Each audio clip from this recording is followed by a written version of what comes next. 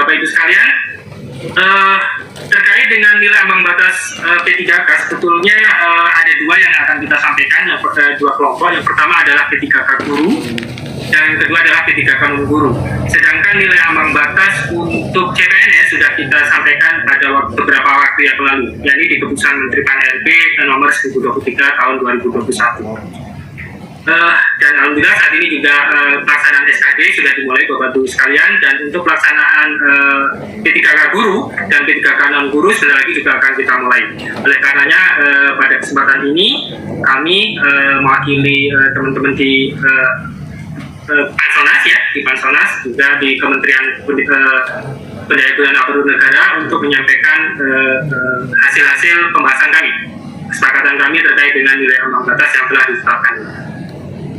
Baik Bapak Ibu sekalian, mungkin sebagai pengantar saja bahwa kita dalam merekrut ASN ini harus melihat beberapa hal yang kemudian kita sesuaikan dengan perkembangan terkini. Jadi mungkin sedikit informasi, dan barangkali Bapak Ibu juga sudah terinformasikan juga bahwa kita baru saja sekitar sebulan ini melaunching apa yang disebut dengan core value ASN, yakni berakhlak, berorientasi pelayanan, akuntabel, kompeten, harmonis, loyal, adaptif, dan kolaboratif. Tentu saja kaitannya dengan pengadaan SDM aparatur bagi CPNS maupun P3K, hal ini menjadi poin penting di mana calon-calon ASN yang akan kita rekrut harapannya memenuhi core value ASN ini, dan juga secara employer branding juga akan menyadari apa yang harus mereka lakukan ke depannya, yakni bangga melayani bangsa. Baik Bapak Ibu sekalian, terkait dengan dasar hukum untuk Permen Passing Grade ini ada di Permen Pan-RB nomor 28 tahun 2021. Permen Pan-RB ini mengatur tentang pengadaan P3K untuk jabatan fungsional guru pada instansi daerah tahun 2021. Ya. Jadi khusus untuk CF jabatan fungsional guru di instansi daerah dan tahun 2021, sifatnya hanya untuk tahun ini. Sedangkan untuk guru di Kementerian Agama itu nanti ada keputusan Menteri Pan-RB yang berbeda yang nanti akan kami sosialisasikan di kemudian hari. Baik, kaitannya dengan Permen Pan-RB nomor 28 ini menetapkan perlu adanya passing grade atau nilai ambang batas yang kemudian ditetapkan dalam keputusan Menteri Pan-RB nomor 1127 tahun 2021 tentang nilai ambang batas seleksi kompetensi pengadaan pegawai pemerintah dengan perjanjian kerja untuk jabatan fungsional guru pada instansi daerah tahun anggaran 2021 yang sudah ditandatangani Pak Menteri pada tanggal 1 September 2021 kemarin. Kemudian yang kedua adalah di Permen Pan-RB nomor 29 tahun 2021. Permen Pan ini mengatur terkait dengan pengadaan P3K untuk jabatan fungsional. Ya. Jadi kalau yang 28 ngatur yang guru khusus tahun 2021 dan pemerintah daerah, kalau yang 29 ini hanya mengatur jabatan fungsional selain guru maksud kami, dan kemudian juga berlaku bisa multi-year. Jadi nanti Permen Pan ini bisa mengatur multi-year, hanya yang sifat-sifatnya khusus hal-hal yang sifatnya khusus kita turunkan di keputusan Menteri Pan-RB. Seperti halnya yang untuk nilai ambang batas ini kita turunkan di keputusan Menteri Pan-RB nomor 1128 tahun 2021, yakni tentang nilai ambang batas seleksi kompetensi pengadaan P3K untuk jabatan fungsional tahun anggaran 2021 yang juga ditandatangani pada tanggal 1 September 2021. Baik, selanjutnya akan kami jelaskan apa sebetulnya yang materi yang ada di seleksi P3K tersebut Bapak Ibu sekalian. Ini sama baik guru maupun non guru, tapi nanti ada sedikit perbedaan dari jumlah soal, materi di kompetensi teknis dan sebagainya. Jadi Bapak Ibu sekalian, mungkin sebagai pengantar, seleksi kompetensi P3K berbeda dengan seleksi kompetensi CPNS. Ya. Kalau di seleksi kompetensi CPNS kita mengenal secara garis besar ada 3 seleksi, yakni seleksi administrasi, kemudian seleksi kompetensi dasar, dan selanjutnya seleksi kompetensi bidang. Sekali lagi untuk CPNS ada seleksi administrasi, kemudian SKD, dan dilanjutkan SKD. Sedangkan pada seleksi P3K itu hanya ada 2 seleksi, yakni seleksi administrasi dan seleksi kompetensi. Jadi tidak ada lagi SKD dan SKD. Dirangkum dari satu kesatuan yang disebut dengan seleksi kompetensi. Tapi materinya pun juga berbeda dengan SKD dan SKB-nya CPNS. Materi yang di seleksi kompetensi tersebut adalah sebagai berikut. Yang pertama adalah seleksi kompetensi teknis. Yang kedua adalah seleksi kompetensi manajerial, seleksi kompetensi sosiokultural yang ketiga, dan yang keempat wawancara. Dalam hal ini untuk sebagian besar wawancara dilakukan adalah berbasis komputer. Seluruhnya ini berbasis komputer dan dilakukan dalam satu rangkaian waktu, Bapak Ibu sekalian. Ini yang membedakan dengan seleksi CPNS. Selanjutnya Bapak Ibu sekalian, terkait dengan materi kompetensi teknis apa saja, itu pada intinya akan berisi penguasaan pengetahuan, keterampilan, sikap, perilaku yang dapat diamati, diukur, dan dikembangkan sesuai dengan jabatan yang dilamar. Jadi intinya harus masing-masing akan menghadapi soal-soal terkait dengan jabatan yang akan dilamar. Sebagai contoh, misalnya guru ahli pertama, maka dia akan dihadapkan oleh soal guru. Kalau secara spesifik terkait dengan guru matematika, maka yang dihadapi adalah soal-soal matematika. Kemudian arsiparis ahli pertama, demikian juga akan menghadapi soal-soal terkait dengan kearsiparisan untuk diseleksi kompetensi teknis. Begitu juga misalnya peranata humas, terampil, dan sebagainya. Materi soalnya berbeda dengan materi soalnya SKB CPNS pada dasarnya Bapak Ibu sekalian, karena sasaran atau tujuan yang kita tuju untuk P3K berbeda dengan apa yang kita tuju untuk CPNS. Pada dasarnya untuk P3K kita ingin menyasar mereka yang memiliki, ya, tujuannya adalah kita ingin merekrut profesional, ya, expert di bidangnya yang siap pakai. Jadi ada dua kata kunci, profesional dan siap pakai. Oleh karenanya itu, seperti pada waktu pendaftaran dan sebagainya sudah dilakukan persyaratan, pengalaman dan sebagainya, sertifikat dan sebagainya. Itu sudah selesai, saya pikir, untuk sampai di sini.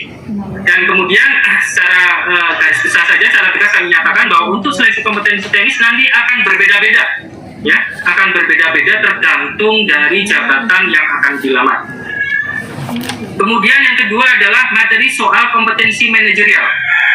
Pada kompetensi manajerial akan berisi akan menilai penguasaan pengetahuan, keterampilan, dan sikap perilaku dalam berorganisasi yang dapat diamati, diukur, dan dikembangkan terkait dengan integritas, kerjasama, komunikasi, orientasi pada hasil, pelayanan publik, pengembangan diri dan orang lain, mengelola perubahan, dan pengambilan keputusan.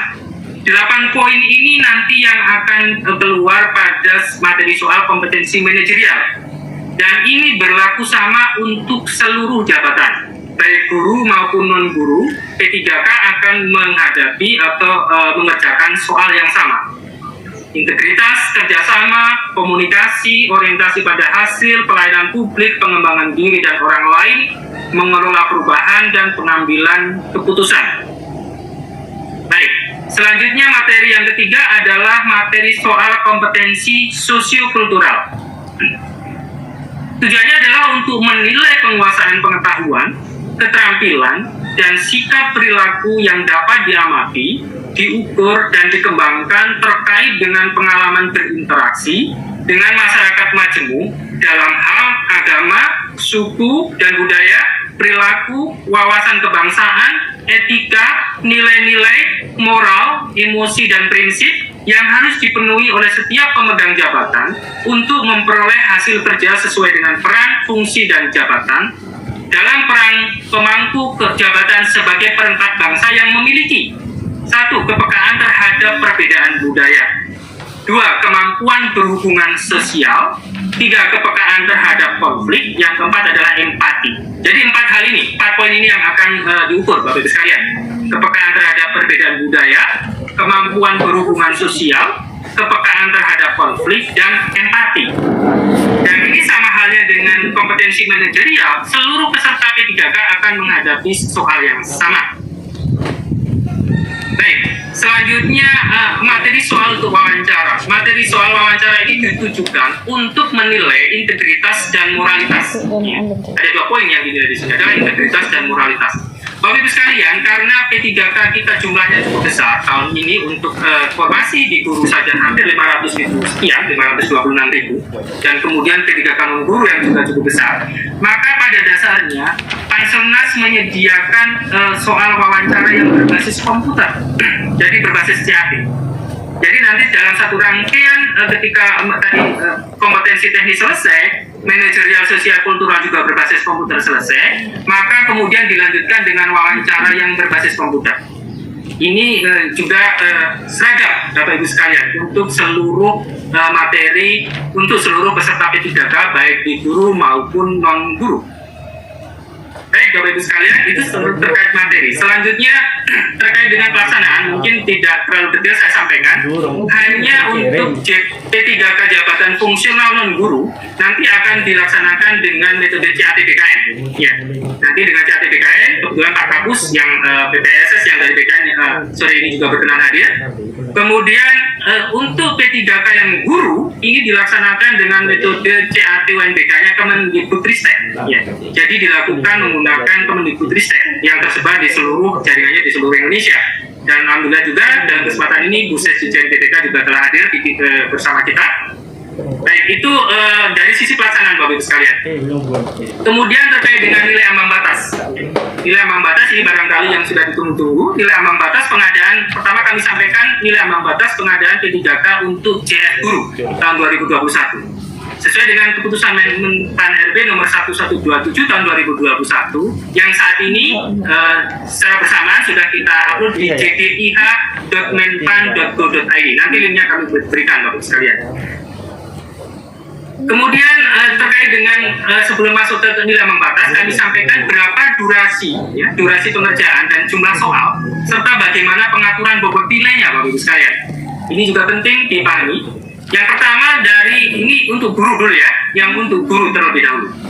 Yang pertama adalah untuk kompetensi teknis, ya, nanti akan memakan waktu sebanyak 120 menit. 120 menit dengan mengerjakan 100 butir soal. Jadi 100 butir soal dikerjakan 120 menit. Kemudian bobot ketika menjawab benar 5 dan ketika salah 0, tidak menjawab juga 0. Ya. Sehingga nilai maksimumnya adalah 500 ya. Karena 100 butir kalau benar menjawab 5 menjadi 500. Kemudian yang kedua ada seleksi kompetensi manajerial dan seleksi kompetensi sosiokultural yang kita satukan rangkaian waktunya menjadi 40 menit ya. Jadi untuk guru kompetensi manajerial dan sosiokultural kita rangkaikan dalam satu rangkaian waktu sepanjang 40 menit dengan mengerjakan 25 butir soal di kompetensi manajerial dan 20 butir soal di kompetensi sosial kultural. Kemudian bagaimana bobot nilainya? Untuk kompetensi manajerial menjawab yang paling sesuai adalah 4, kurang sesuai 3, 2, dan paling tidak sesuai adalah 1. Kemudian kalau tidak menjawab nilainya adalah 0. Itu untuk kompetensi manajerial. Kemudian untuk kompetensi sosial kultural itu gradasinya 5. Jadi menjawab yang paling sesuai adalah 5, kemudian 4, 3, 2, dan paling tidak sesuai adalah 1. Sedangkan tidak menjawab nilainya adalah 0. Sehingga nilai maksimum untuk kompetensi manajerial dan kompetensi sosial kultural ini secara kumulatif adalah 25 dikalikan 4 ditambah 20 kalikan 5, yaitu 200. Ini nilai maksimumnya Bapak Ibu sekalian. Kemudian selanjutnya terkait dengan wawancara. Wawancara durasinya sepanjang 10 menit Bapak Ibu sekalian. Mengerjakan 10 butir soal.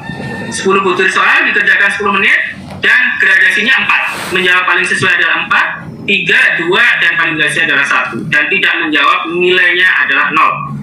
Sehingga total keseluruhan durasi untuk kompetensi guru, seleksi P3K guru adalah 170 menit dengan mengerjakan 155 butir soal. Atau nilai maksimumnya adalah 740. Dan kami sudah mendapat informasi juga bahwa nanti ada kemungkinan kompetensi manajerial, sosiokultural, dan wawancara dikerjakan terlebih dahulu, baru kemudian mengerjakan kompetensi teknis. Jadi sekali lagi di kompetensi manajerial, sosiokultural, dan wawancara dikerjakan, kemudian barulah masuk ke kompetensi teknis. Nanti barangkali bisa dilihat di juklak di P3K guru. Baik, ini terkait durasi dan jumlah soal Bapak Ibu sekalian. Selanjutnya adalah bagaimana nilai ambang batasnya. Sebelum itu adalah terkait dengan kekhususan untuk waktu, Bapak-Ibu sekalian. Kekhususan waktu untuk penyandang disabilitas sensorik netra. Ya. Jadi sesuai dengan CPNS juga kita lakukan bahwa untuk penyandang disabilitas sensorik netra kita berikan tambahan waktu. Ya. Jadi untuk kompetensi teknis mendapat tambahan waktu 30 menit, yakni menjadi 150 menit. Kemudian kompetensi manajerial dan kompetensi sosial kultural mendapat tambahan waktu 15 menit menjadi 55 menit. Dan wawancara mendapat tambahan 5 menit menjadi 15 menit. Sehingga total untuk penyandang disabilitas sensorik netra waktu yang diperlukan adalah 220 menit. Ini berbeda dengan yang kategori umum yang hanya 170 menit saja. Baik, selanjutnya ini adalah nilai ambang batasnya, Bapak-Ibu sekalian. Nilai ambang batas untuk seleksi kompetensi teknis yang tadi nilai maksimalnya adalah 500, nanti akan disampaikan terlampir di Kemenpan tersebut. Kemudian yang kedua, seleksi kompetensi manajerial dan sosiokultural yang nilai maksimumnya 200, nilai ambang batasnya adalah 130. Jadi sekali lagi, nilai ambang batas untuk kompetensi manajerial dan sosiokultural itu merupakan nilai kumulatifnya itu adalah 130 dari nilai kumulatif maksimalnya 200. Kemudian yang ketiga untuk wawancara. Untuk wawancara, nilai maksimalnya adalah 40, sedangkan nilai ambang batasnya adalah 24. Gitu. Nah, selanjutnya akan kami sampaikan untuk masing-masing seleksi kompetensi teknis. Seleksi kompetensi teknis ini karena guru yang diajar itu cukup beragam mata pelajarannya dan kemudian bentuk jenjang pendidikannya juga beragam dari TK, SD, SMP, dan SMA kemudian SMK, maka kemudian nilai ambang batasnya adalah sendiri-sendiri. Baik,